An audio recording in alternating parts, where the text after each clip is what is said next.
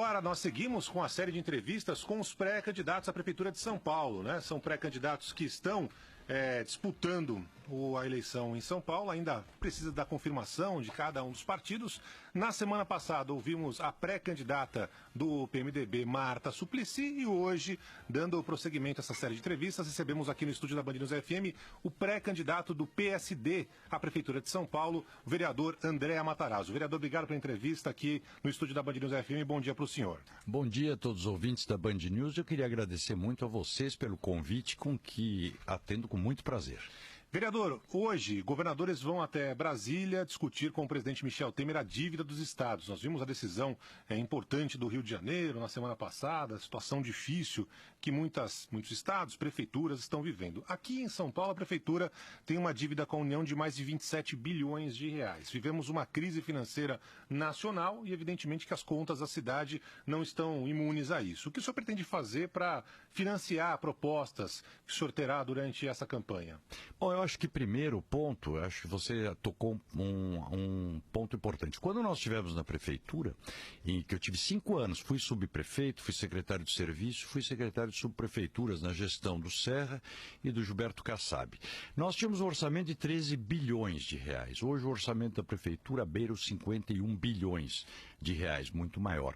E a dívida que foi criada na gestão do PT, que era aquela dívida que tinha um indexador altíssimo, ela foi renegociada, começou a ser renegociada pelo Serra, pelo Kassab, e foi concluída a negociação agora pelo Fernando Haddad. Isso vai dar um certo fôlego financeiro para a cidade. Pequeno, mas um certo fôlego. Eu também acredito que a crise econômica nacional esteja chegando perto do fundo do poço. Daqui para frente a gente espera que as coisas comecem a melhorar. Ao mesmo tempo, Barão, acho que é importante o seguinte: quando você tem experiência, quando você conhece a prefeitura, você não vai fazer projetos mirabolantes que disputem prêmios de originalidade. Isso é coisa para inexperiente. Quem nunca esteve no setor público, como foi o caso do Pita, por exemplo, né? Lembra, fez o fura-fila, está aí, até hoje se arrastando. Como foi, por exemplo, para o próprio Fernando Haddad, não tinha experiência em administração de cidades, fez o tal do projeto, como chamava, Arco do Futuro. Né? Que movimentava uma área maior do que a ilha de Manhattan na cidade. Claro que não saiu do papel. Então você tem que, São Paulo está tão fora do trilho, tão fora do rumo, que você precisa pegar coisas básicas. São milhares de pequenas obras de interesse local para você pôr a cidade em ordem. Então, é andar com as próprias pernas e, principalmente, definir prioridades. Quando você define prioridades, você consegue fazer. E foi assim que nós, com a prefeitura quebrada em 2005, que quando chegamos, foi possível fazer 130 AMAs, por exemplo, contratar 6 mil médicos, foi possível reformar todas as escolas, terminar com as escolas de lata e ainda fazer mais 320, isso pessoas esquecem. 2 hospitais, foi feito o Hospital de Cidade Tiradentes, o hospital aqui do Boi-Mirim, administrado pelo Einstein. Então, eu acho que quando você conhece a cidade, conhece a máquina e principalmente conversa com as pessoas, você sabe quais são as prioridades e saberá alocar os recursos para elas. Vereador, o senhor foi até ontem, aspas, politicamente, um quadro histórico do PSDB e hoje o senhor é pré-candidato pelo PSD. E o PSD foi recriado, podemos dizer assim, como base de apoio, com a função de base de apoio em âmbito nacional da presidente afastada Dilma Rousseff, tendo como principal figura, inclusive, um ex-prefeito de São Paulo, Gilberto Kassab. Hoje o PSD apoia a gestão Michel Temer. Qual que é a visão do partido e a visão do senhor para a capital paulista? A visão que eu tenho para a capital paulista, e por isso que eu, quando tive que sair do PSDB, né, vamos lembrar bem isso, eu tive que sair porque senão não poderia disputar a prefeitura em função de uma fraude criada feita no partido, que não era o partido que eu estava acostumado. Fui para o PSD por quê? Porque o Gilberto Kassab participou com o PSDB da gestão da cidade de 2005 a 2012. Então eu sei que ele conhece o meu trabalho bem, porque trabalhamos juntos de 2005, quando era o Serra prefeito, até 2009, e fizemos um projeto para a cidade. Quando ele me procurou para ir ao PSD, eu falei, olha, tudo bem, mas eu tenho um projeto, o meu projeto para a cidade é este. Ele aceitou integralmente, me dando liberdade para atuar aqui. E vou só lembrar também, quando entrei no PSD, o próprio Gilberto Kassab tinha me dito que ele tinha liberado a bancada para votar como quisesse na questão do impeachment. E, obviamente, jamais eu poderia ser candidato se o PSD não tivesse saído ou se não tivesse votado a favor do impeachment da presidente Dilma. A saída do senhor do PSDB, partido que só estava lá há muito tempo, né, foi algo significativo, principalmente porque houve ali uma disputa entre cardeais tucanos para a definição do candidato, o pré-candidato à Prefeitura de São Paulo.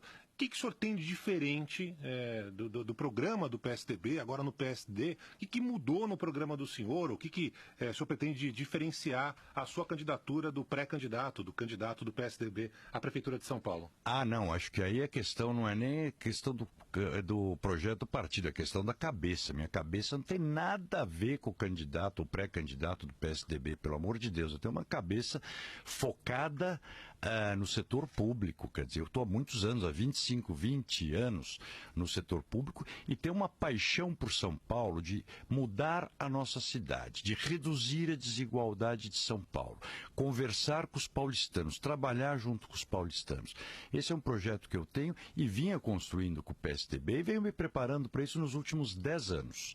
Então, a minha diferença não é com a questão ideológica partidária, porque esse é mesmo o sonho de administrar São Paulo, é um sonho grande que nós tínhamos de um grupo grande do partido, esse continua intocado. Eu acho que o que muda são cabeças completamente diferentes hoje que disputam as posições. Vereador, mobilidade urbana, como é que o senhor vê, por exemplo, redução de faixas para carros, para o aumento de espaços para ônibus? O senhor faria a mesma coisa, algo diferente? Eu acho que você tem que planejar isso bem, não tenha dúvidas que o transporte público é uma coisa essencial, é uma coisa muito importante. Só que só as faixas não resolvem o problema. E essa questão de faixas, de novo, vamos à questão de quem conhece a cidade e quem não conhece a cidade. Eu acho que o prefeito Haddad, eu sempre digo, né, ele conhece a cidade mais pelo Google Maps do que indo nos lugares. Então ele não percebeu que fora do centro expandido, o comércio não é de shopping centers, o comércio é nas avenidas, nas ruas. Quando você bota uma faixa de ônibus, tirando o estacionamento, tirando o embarque e desembarque, como acontece hoje na Mateu Bay, por exemplo, como acontecia na Avenida Alvarenga, você mata o comércio. No caso da Mateu Bay, são das poucas áreas em São Mateus que são regularizadas e que pode ter comércio. Lá, o que eu faria? Eu faria a faixa de ônibus, mas com horários, no horário de pico faixa de ônibus e depois não, para você não liquidar os poucos empregos e a atividade comercial que tem lá, e assim em muitos lugares da cidade. O fundamental para melhorar a mobilidade são os corredores de ônibus que estão projetados, tem 150 quilômetros de corredores projetados, só que precisam sair do papel. E sem experiência, só com voluntarismo, eu faço, eu aconteço, com parceria com o governo federal, parceria com o empresariado, tal. Isso não acontece. Prefeitura, você tem que andar com suas próprias pernas. O que vier a mais do que isso é lucro. Mas o que você pode se comprometer é com o que você consegue fazer. Corredor de ônibus é uma prioridade para melhorar a mobilidade. Acertar, eu acho que tem outro problema que melhoraria muito a mobilidade, recapear a cidade parece que foi bombardeada, os carros não conseguem andar, nem os ônibus, basta ver como estão algumas faixas de ônibus quase tombam, né, por onde elas andam. Sinalizar melhor a cidade, né, e acertar essa questão também de velocidade, adequá-la de forma racional e bem planejada, e não a olho, como foi feito. Pois é, eu tenho duas perguntas para o senhor, né? A primeira sobre essa história da velocidade, depois eu vou perguntar também dos buracos, né? Dessa dificuldade que todo mundo tem de trafegar pela cidade. Com relação à redução de velocidade nas principais vias, houve um aumento, uma explosão nas multas de trânsito, mais de 40% no ano passado. Por outro lado, houve uma redução de 20% nas mortes no trânsito. É possível encontrar um equilíbrio entre a redução de velocidade, a quantidade absurda de multas, com os acidentes? De que forma? Perfeitamente, Barão. Você falou uma coisa exata, equilíbrio. Vou te dizer, aumentaram as multas. Quem sabe, depois dessas reduções de velocidade, podiam ter deixado os radares por 2 meses só notificando as pessoas, para que as pessoas se acostumassem com a nova velocidade. Segundo ponto, claro, reduziram as mortes, sem dúvida nenhuma. E se você reduzir a velocidade a 0, vai ter 0 mortes no trânsito. Isso é o óbvio. O que tem que ser feito, de novo, o planejamento. Por que a Marginal Pinheiros, ou a Tietê, que é uma via, a via externa dela, são 5 faixas, ela tem que estar a 50 por hora, quando a 23 de maio é 60. Tem uma faixa a menos. Ou até, pega aqui a Ponte Cidade Jardim, que cruza a Marginal. São 2 faixas, uma ponte, a mesma 50 por hora. Então isso tem que ser revisto. A Jacopêssego, na Zona Leste, era 60, agora está 50. Começaram muitos assaltos. Isso também tem que ser revisto. Você pode fazer horários, velocidades em horários diferentes. Segundo ponto, sinalização bem feita. Porque hoje os radares estão multando nas pegadinhas. Tem aquele radar na Ponte das Bandeiras, que é uma vergonha aquilo lá. Tem 15 horários que você pode ou não pode. Quando você vê, você já entrou e já está multado. Agora, nas marginais, eu que tinha uma gerência de marginais quando era secretário de subprefeituras. O que é que reduz acidente? Primeiro ponto, asfaltar a direito. Segundo ponto, sinalizar direito. Terceiro, não deixar gente morar embaixo das pontes, porque essas pessoas atravessam a pista de lado a lado. Comércio ambulante, né, vereador? Não, vou chegar lá. Aquela, quando você chega na altura da Vila Leopoldina, tem lá uma fábrica de casinhas de cachorro, casinhas de bonecas, etc. Já deve ter visto. Para caminhão, no meio da Via Expressa, para o caminhão para descarregar madeira, para os compradores com a família, a criancinha fica lá passeando na beira da Marginal, etc., para comprar as casinhas. Isso não devia ter, não pode ter. E os ambulantes, Felipe, sabe o que faziam?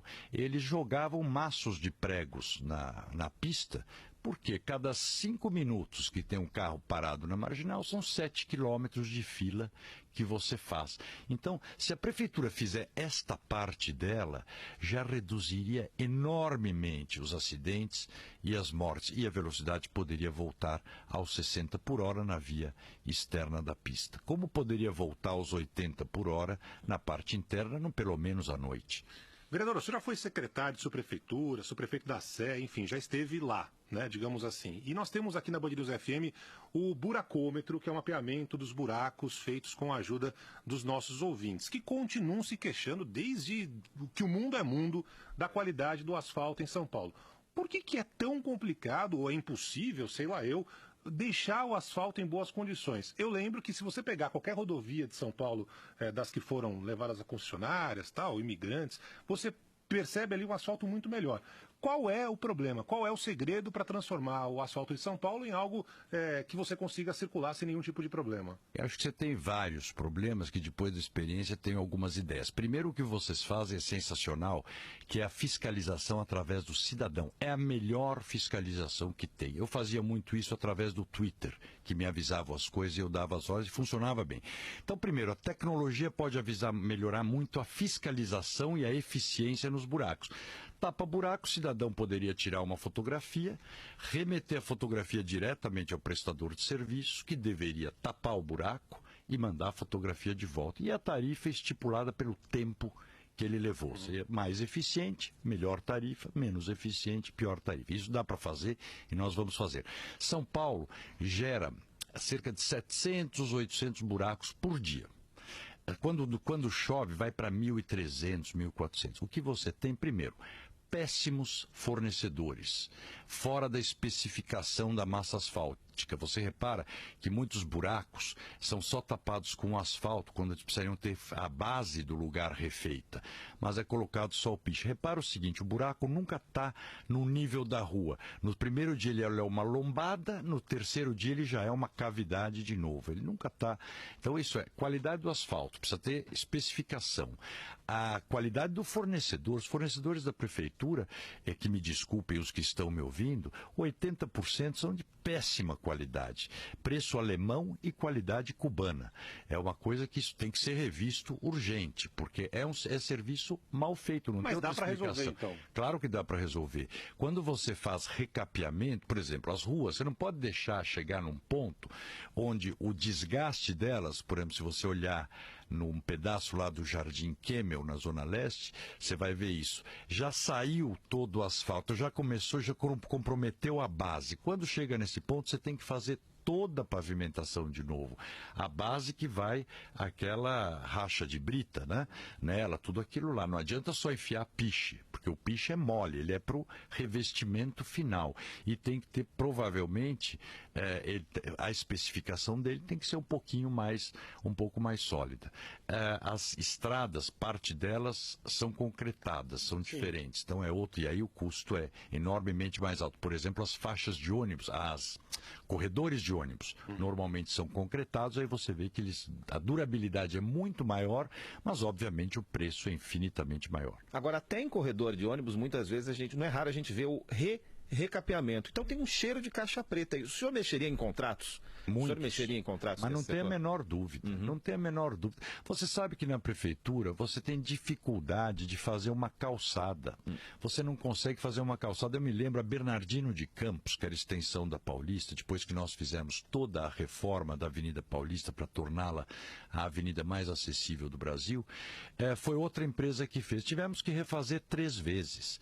Quer dizer, uma simples calçada. Imagine que São Paulo tem 35 mil quilômetros de calçadas. E esse é um dos aspectos que ninguém fala da mobilidade. 20% dos trajetos das pessoas são feitos a pé.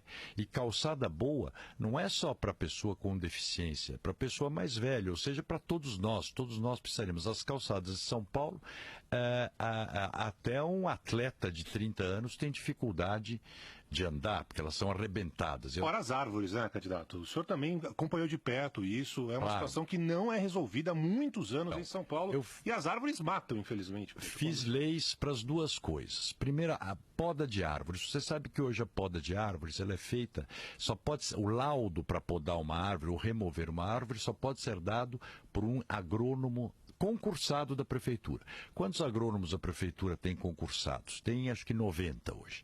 45 estão na área meio e 45 estão fazendo laudos. Sabe quantas árvores, Felipe, tem nas calçadas da cidade? 650 mil árvores.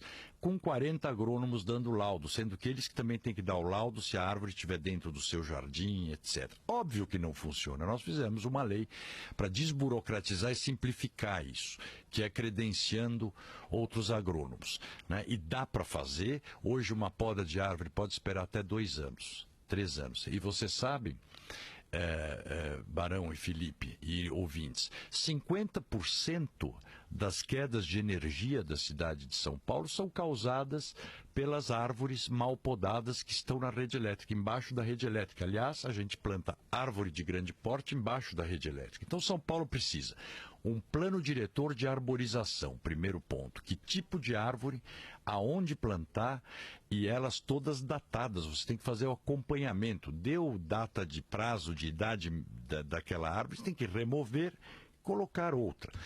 E as calçadas, a mesma coisa. Por que calçada tem que ser de responsabilidade do proprietário do imóvel? Alguém já saiu da sua própria casa, foi na frente de casa e quebrou com uma picareta a calçada? Nunca.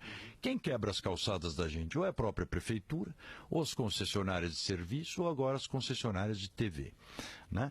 Portanto, quem tem que fazer, quem tem que manter é o poder público, porque a calçada é a via pública do pedestre. E a via pública do pedestre ela tem que ter especificação técnica e uniformidade, ela tem que ser padronizada na cidade inteira. Quando cada um faz a calçada que quer, ela se transforma muito mais numa coisa decorativa que utilitária. Você já viu numa rua íngreme como é que são as calçadas? Como a calçada é do cara, ele quer que o carro dele entre retinho na casa dele. Então ele faz aquele grande degrau, que nem a pessoa mais velha, nem o deficiente, nem a cadeira de roda sobe. Então, essa é outra coisa que tem que ser revista e atualizada urgentemente, porque ajudaria muito na mobilidade da cidade. Lembrando que aqui na Band News FM ninguém é contra a árvore, a gente só defende a manutenção. Nós estamos ouvindo... Isso que eu ia falar. E a manutenção é que preserva as árvores. Claro, exatamente. A manutenção é que preserva. O que não dá é para o cidadão reclamar que tem uma árvore caindo na frente da casa dele e fica o poder esperando, demorar, como nós já recebemos reclamações aqui, 10 anos para ir alguém lá e fiscalizar se de fato a árvore está caindo. Até que uma hora que a árvore cai, mata a pessoa. Cai em cima do carro. Além disso, o transtorno que cria quando cai uma árvore, porque ela leva a rede elétrica, normalmente. Leva tudo. Para alguém chegar lá depois para remover, um caos. Nós estamos ouvindo aqui o pré-candidato do PSD à Prefeitura de São Paulo, André Matarazzo. Vereador, o senhor foi secretário de subprefeituras na época da implantação da Cidade Limpa. O que o senhor acha da proposta que permite a propaganda em bancas de jornal? Já aprovado em primeira votação, né? Primeira votação é meio para discutir, o governo faz a primeira votação meio no atropelo para medir qual é o apoio que ele vai ter no projeto. Vai valer mesmo a segunda votação. Mas a Lei Cidade Limpa já prevê a publicidade nas bancas de jornal, só que ela prevê publicidade de revistas e de jornais, disciplinadamente. Vinculada à atividade fim. Vinculada à atividade fim, porque tudo isso fez parte de uma discussão sobre a questão da Lei Cidade Limpa no mobiliário urbano, onde poderia ter publicidade e que tipo de publicidade. Portanto, esta lei que foi feita extemporaneamente pelo prefeito, ela infringe a Lei Cidade Limpa, é ruim para a cidade, eu não vejo nenhum benefício a ninguém, já que a Lei Cidade Limpa teve 98% de aprovação das pessoas.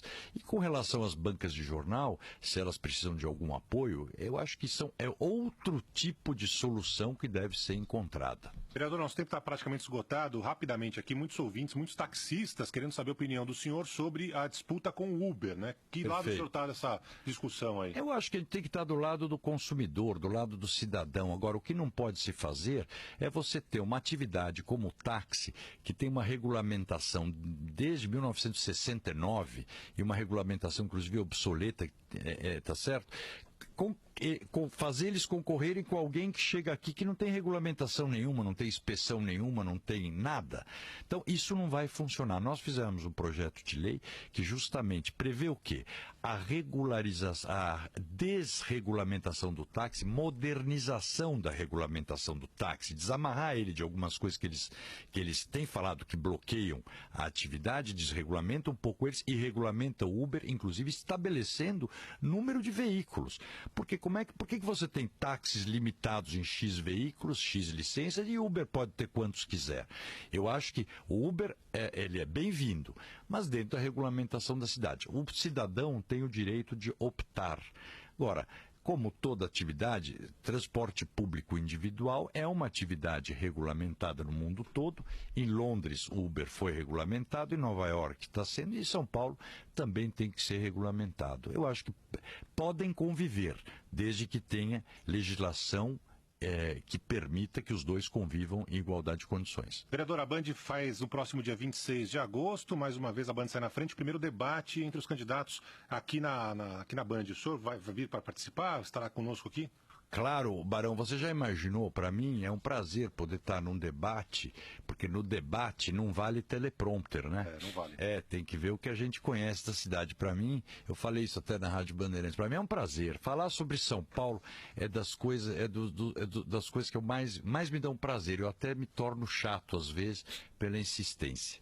Vereador André Matarazzo, pré-candidato do PSD à Prefeitura de São Paulo. Vereador, obrigado pela presença aqui no estúdio da Band News FM. Boa sorte para o senhor. Muito obrigado, Felipe. Obrigado, Barão. E obrigado a todos vocês, ouvintes da Band News FM, né? Uma rádio moderna, né? Atualizada.